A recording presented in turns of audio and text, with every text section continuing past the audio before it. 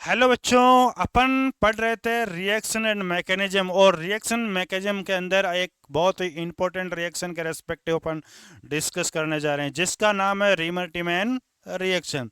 Dear student, ये जो reaction है बहुत ही मोस्ट इंपॉर्टेंट रिएक्शंस में से एक रिएक्शन है।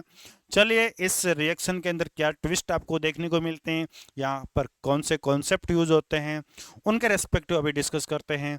और चंद ही मिनटों के बाद में इस रिएक्शन से रिलेटेड आपके जितने भी डाउट्स है वो आई होप क्लियर हो जाएंगे। चलिए, रिमर्टिमन रिएक्शन के रेस्पेक्टिव अपन बात करते हैं। डियर स्टूडेंट, रिमर्टिमन जो रिएक्शन है, ये जो फिनोल है वो क्या करता है, शो करता है। फिनोल की रिएक्शन अपन क्या करवाते हैं, क्लोरोफॉर्म के साथ रिएक्शन करवाते हैं और बेस की प्रेजेंस में अपन क्या करते हैं, इसको रिएक्ट करवाते हैं। तो यहाँ पर एक प्रोडक्ट बन जाता है और उस प्रोडक्ट का नाम होता है सैलिसिलिक एसिड। क्या होता है, सॉरी, सैलिसिलिक एल्डिहाइड। ठीक है, क्या होता है, सैलिसिलिक एल्डिहाइड यहाँ पर इस प्रोडक्ट का नाम होता है। ये सिंपल सी रिएक्शन है। अगर आपको इक्वेशन पूछे तो इस तरीके से आप डायरेक्टली इक्वेशन दे सकते हैं। बट डियर स्टूडेंट, इस रिएक्शन में हम यहाँ पर क्या ले रहे हैं, KOH बेस यूज में ले रहे हैं। इस बेस का यहाँ पर क्या रोल है, सबसे पहला इसका रोल है यहाँ पर ये इलेक्ट्रोपाइल को क्या करता है, जनरेट करता है। क्या करता है, इलेक्ट्रोपाइल को जनरेट करता है। ये इलेक्ट्रोपाइल को कैसे जनरेट करता है, क्या करता है, उसके रेस्पेक्टिव देखिए। देखो यहाँ पर, यहाँ से क्या मिलेगा मेरे को, OH नेगेटिव मिलेगा, प्लस में यहाँ पर HCCl3 है। इनसे यहाँ पर क्या हो जाएगा, यहाँ से क्या निकल गया, H2O रिमूव हो गया। यहाँ पर हो गया CCl3 नेगेटिव। डियर स्टूडेंट, यहाँ से फिर से क्या होता है, Cl नेगेटिव निकल जाता है और CCl2, ये यहाँ पर हमारे पास में क्या बन जाता है, ये बन जाता है हमारा इलेक्ट्रोपाइल। क्या बन जाता है, ये इलेक्ट्रोपाइल बन जाता है, जिसका नाम होता है डाई क्लोरो कार्बिन। डियर स्टूडेंट, कई बार सिंपल सा आपसे क्वेश्चन पूछ लिया जाता है कि जो रिमर्टिमन रिएक्शन है उसमें इलेक्ट्रोपाइल कौन सा, उसको आइडेंटिफाई करना होता है। तो यहाँ पर हमारा इलेक्ट्रोपाइल कौन सा है, कार्बिन है। क्या है, कार्बिन है। यहाँ पर कार्बिन में दो क्लोरीन है तो ये डाइक्लोरोकार्बिन हो गया। यहाँ पर हाइड्रोजन होते तो सिंपल अपन इसको क्या बोल देते हैं, कार्बन अपन बोल देते हैं। तो यहाँ पर इसका फर्स्ट रोल तो यहाँ पर ये हो गया। दूसरा ये क्या करता है, ये कैटालिस्ट का वर्क करता है। दूसरा ये क्या करेगा, एक एज ए कैटलिस्ट का ये वर्क करने वाला है। ठीक है, तीसरा ये क्या करता है, H प्लस आयन को यहाँ से क्या करता है, रिमूव करने का वर्क करता है। तो इस रिएक्शन का मेन कंसेप्ट यहाँ पर इसी से रिलेटेड है। यहाँ पर इसके जो वर्क है उस वर्क के रेस्पेक्टिव आपको क्या कर सकता है, कोई क्वेश्चन पुटअप कर सकता है। पहला वर्क इसका है इलेक्ट्रोपाइल को जनरेट करना, फिर ये कैटलिस्ट की तरह वर्क करता है और फिर ये क्या करता है आपका यहाँ पर H प्लस आयन को रिमूव करने का वर्क करता है। अब देखो हमारे पास में क्या आ गई, ये आ गई डाइक्लोरो कार्बिन, इसके अंदर में आ गए। डाइक्लोरोकार्बिन आ गए तो अब अपन यहाँ पर क्या करते हैं, रिएक्शंस को क्या करते हैं, स्टार्ट करते हैं। रिएक्शन को स्टार्ट करेंगे। चलिए, रिएक्शन को मैं स्टार्ट कर लेता हूँ इसके अंदर में।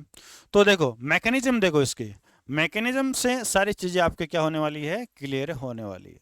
ठीक है, यहाँ पर फर्स्ट ऑफ ऑल क्या होता है, NaOH ये आएगा यहाँ पर। ठीक है, ये कैटलिस्ट का यहाँ पर वर्क कर रहा है और बेंजीन रिंग को इसने यहाँ से क्या कर दिया, अब एक्टिव कर दिया। ये बेंजीन रिंग हमारी क्या हो गई, एक्टिव हो गई। ठीक है, यहाँ पर इसका कौन सा वर्क है, प्लस M इफेक्ट है और प्लस I इफेक्ट है। दोनों के दोनों इफेक्ट यहाँ पर क्या करेंगे, बेंजीन रिंग में इलेक्ट्रॉन डेंसिटी को इंक्रीज करेंगे। ठीक है, जैसे ही इलेक्ट्रॉन डेंसिटी ये इंक्रीज करेंगे तो यहाँ पर हमारा जो इलेक्ट्रोपाइल है वो इलेक्ट्रोपाइल यहाँ से तुरंत इधर क्या कर देगा, इसके ऊपर अटैक कर देगा। जैसे ही अटैक करेगा तो अगली कंडीशन के अंदर हमारे पास में कुछ सिचुएशन इस तरीके से क्रिएट हो जाया करती है, H और ये क्या हो गया, CCl2 इसके अंदर में हो गया।